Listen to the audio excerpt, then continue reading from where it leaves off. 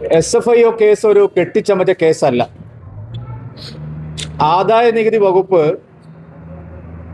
CMRL കമ്പനിയിൽ നടത്തിയ പരിശോധനയിൽ വ്യക്തമായ തെളിവുകളോടെ അവർക്ക് ലഭിച്ചിട്ടുള്ള വിവരങ്ങളുടെ അടിസ്ഥാനത്തിലുണ്ടായ ഒരു കേസാണ്.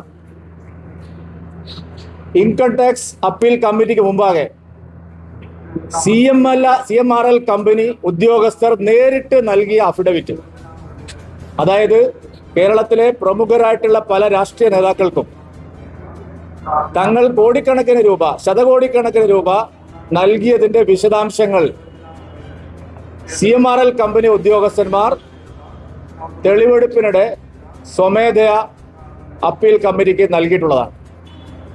ആ കേസിലാണ് ശ്രീമാൻ പിണറായി വിജയന്റെ മകൾ വീണ വിജയന് ചെക്ക് വഴിയായിട്ട്, അതായത് DD ആയിട്ട് അവർ നൽകിയിട്ടുള്ള 1,76,00,000 രൂപയുടെ കണക്ക് വരുന്നത്. എന്നാൽ അതിനനുബന്ധമായി കേരളത്തിലെ പ്രധാനപ്പെട്ട പല രാഷ്ട്രീയ നേതാക്കൾക്കും CMRL കമ്പനി, കർത്തയുടെ കമ്പനി, ലക്ഷക്കണക്കിന് രൂപ അല്ലാതെയും നൽകിയിട്ടുണ്ട്. ഇതിനെ സംബന്ധിച്ചുള്ള അന്വേഷണമാണ് ED നടത്തുന്നത്. അല്ലാതെ ഇതൊരു സുപ്രഭാതത്തിൽ ശ്രീ പിണറായി വിജയനെതിരായിട്ട് രാഷ്ട്രീയ പ്രേരിതമായി ആരെങ്കിലും കെട്ടിച്ചമച്ച ഒരു കേസല്ല. ആദായ നികുതി വകുപ്പ് കണ്ടെത്തിയ കേസാണ്. ആദായ നികുതി വകുപ്പിന്റെ അപ്പീൽ കമ്മിറ്റിക്ക് മുമ്പാകെ CMRL വ്യക്തമായ തെളിവുകളോടെ സമർപ്പിച്ചിട്ടുള്ള കണക്കുകളുടെ വിശദാംശങ്ങൾ തേടിയുള്ള അന്വേഷണമാണ്. ED അന്വേഷിക്കുന്നത് ആ പണം എങ്ങോട്ടൊക്കെ പോയി. വീണ വിജയന് ബാങ്ക് വഴി നൽകിയ 1,76,00,000 രൂപ മാത്രമല്ല EDയുടെ അന്വേഷണ പരിധിയിൽ വരേണ്ടത്.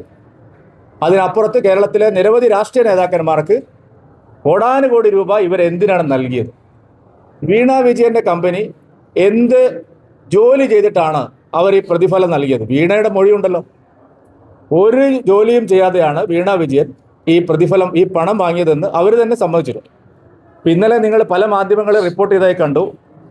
ED എഴുതി കൊടുത്തു, അവിടെ നിന്ന് ഒരു കാര്യവും കിട്ടിയിട്ടില്ല, ഒരു വിശദാംശങ്ങൾ കിട്ടിയിട്ടില്ല. നോക്കൂ, ഇത് മുഹമ്മദ് റിയാസിൻ്റെയും വീണ വിജയൻ്റെയും വീട്ടിൽ മാത്രം നടത്തിയിട്ടുള്ള റെയ്ഡ് അല്ല. 12ഓളം സ്ഥലങ്ങളിൽ എൻഫോഴ്സ്മെന്റ് ഡയറക്ടറേറ്റ് നടത്തിയിട്ടുള്ള സെർച്ചിൽ നിരവധി വിശദാംശങ്ങൾ കിട്ടിയിട്ടുണ്ട്. എൻ്റെ അറിവ് ശരിയാണെങ്കിൽ കോടിക്കണക്കിന് രൂപ പിണറായി വിജയന്റെ മകൾ ഒരു സ്വകാര്യ ബാങ്കിൽ നിക്ഷേപിച്ചതിൻ്റെ വിശദാംശങ്ങളടക്കം EDക്ക് കിട്ടിയിട്ടുണ്ട്. CMRL കമ്പനിയിൽ നിന്നും അനുബന്ധ ഉദ്യോഗസ്ഥന്മാരിൽ നിന്നും അതിനേക്കാൾ വലിയ വിവരങ്ങൾ ഈ അന്വേഷണ ഏജൻസി കിട്ടിയിട്ടുണ്ട്. അതുകൊണ്ട് ഈ ബഹളം വെച്ച് DYFIക്കാരെ തെരുവിലിറക്കി പിണറായി വിജയൻ ആഹ്വാനം ചെയ്ത് ഒരു കലാപം സൃഷ്ടിച്ച് ഈ കേസ് അവസാനിപ്പിക്കാമെന്ന് ആരും കരുതുന്നത് ശരിയല്ല. ഇന്നലെ ഗുരുതരമായിട്ടുള്ള കൃത്യവിലോപമാണ് കേരള പോലീസിന്റെ ഭാഗത്തുണ്ടായിട്ടുള്ളത്. കേരള പോലീസ് തന്നെ പറഞ്ഞിരിക്കുന്ന ഒരു കാര്യം, ഞങ്ങളെ അറിയിക്കാതെ വന്നതുകൊണ്ടാണ് ഇതൊക്കെ സംഭവിച്ചത്. ഇതങ്ങനെയല്ല സംഭവിച്ചിരിക്കുന്നത്. വീണ വിജയൻ താമസിക്കുന്നത് കൊണ്ട് പിണറായി വിജയന്റെ വീട്ടിലും മുഹമ്മദ് റിയാസിന്റെ വീട്ടിലും 12 സ്ഥലങ്ങളിലും ED പരിശോധന നടത്തുന്നു എന്നുള്ള കാര്യം പോലീസ് അറിഞ്ഞിട്ടും 7-8 മണിക്കൂർ കഴിഞ്ഞിട്ടാണ് അക്രമ സംഭവങ്ങൾ ഉണ്ടാവുന്നത്. ആ അക്രമ സംഭവങ്ങൾ അടിച്ചമർത്താൻ കർശനമായ നടപടി സ്വീകരിക്കാൻ ആഭ്യന്തര വകുപ്പിനും പോലീസിനും ഗുരുതരമായിട്ടുള്ള വീഴ്ചയാണ് സംഭവിച്ചിരിക്കുന്നത്. ആ വീഴ്ച മനഃപൂർവ്വമാണെന്ന് ഞങ്ങൾ സംശയിക്കുക. ഈ CMRL കമ്പനിയിൽ നിന്ന് പണം വാങ്ങിയവർ UDFന്റെ പ്രമുഖരായിട്ടുള്ള പല നേതാക്കളുണ്ട്. അതുകൊണ്ട് ഈ കേസ് നേരാവണ്ണം നടക്കണം എന്നുള്ള ആഗ്രഹം UDFനും ഇല്ല എന്നുള്ളതാണ് സത്യം. ഞാൻ പേരുകളൊന്നും പറയുന്നില്ല.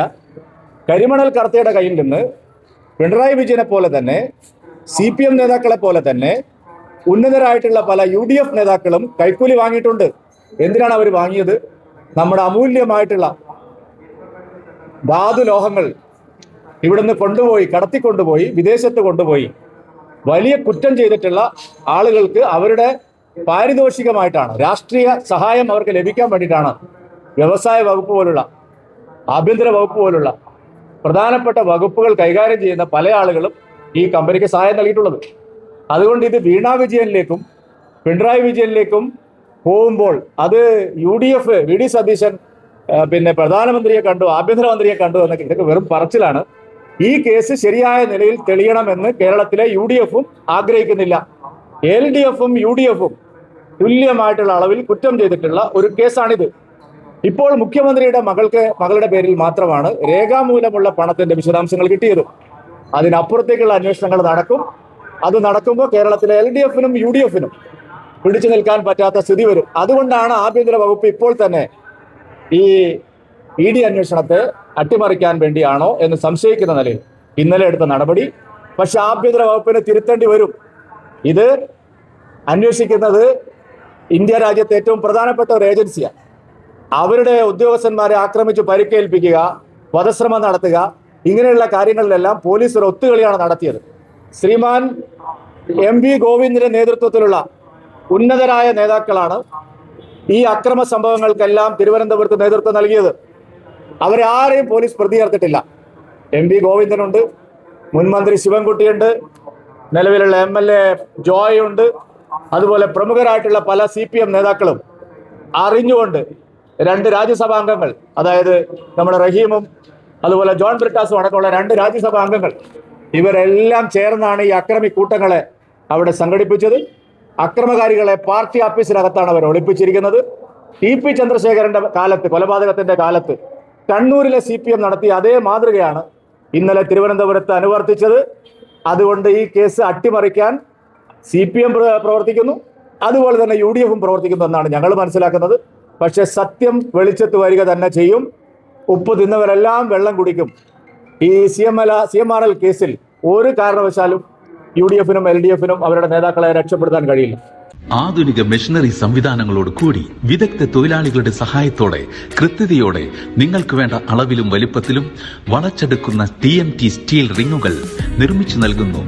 ഇനി എന്തിന് കോൺക്രീറ്റ് വൈകിക്കണം? ഇനി കൂലി ലാഭം, സമയം ലാഭം, സാമ്പത്തിക ലാഭം. ഇന്ന് തന്നെ തഹാനി സ്റ്റീൽ സന്ദർശിക്കൂ. തഹാനി സ്റ്റീൽസ്, എടക്കഴയൂർ, ചാവക്കാട്. ഗുരുവായൂർ മണ്ഡലത്തിലെ നാട്ടുവാർത്തകളുമായി സർക്കിൾ ലൈവ് ന്യൂസ്.